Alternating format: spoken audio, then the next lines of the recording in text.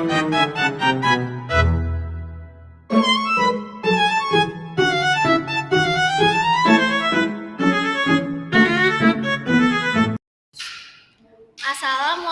warahmatullahi wabarakatuh. Perkenalkan, kami dari kelompok 10 pembelajaran inovatif yang akan menjelaskan tentang direct instruction dan contoh pembelajarannya seperti apa. Sebelumnya, perkenalkan saya Putra Cempaka dengan NIM 3 digit terakhir 120. Saya Listia Gitiawati dengan NIM 3 digit terakhir 086. Saya Nasya Rista dengan NIM 3 digit terakhir 115. Oke, baik, itu saja. Selamat memperhatikan semuanya. Jadi, pengertian direct instruction yaitu model pembelajaran yang berpusat pada guru atau teacher center, di mana guru menyampaikan materi secara eksplisit, sistematis, terstruktur, dan bertahap. Model ini biasanya digunakan untuk menyampaikan pengetahuan atau keterampilan dasar yang harus dikuasai siswa dengan jelas dan cepat. Jadi, tujuan direct instruction yaitu yang pertama ada memberikan pemahaman yang jelas, cepat, dan terarah. Yang kedua, membantu siswa menguasai keterampilan dasar sebelum masuk ke pembelajaran yang lebih kompleks.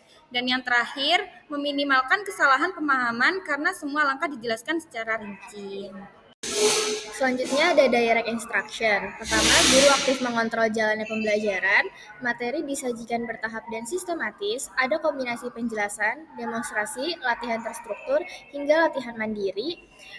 Guru memberi umpan balik langsung atas jawaban siswa. Yang terakhir sangat cocok untuk pemahaman konsep dasar, keterampilan prosedural, dan fakta-fakta ilmiah.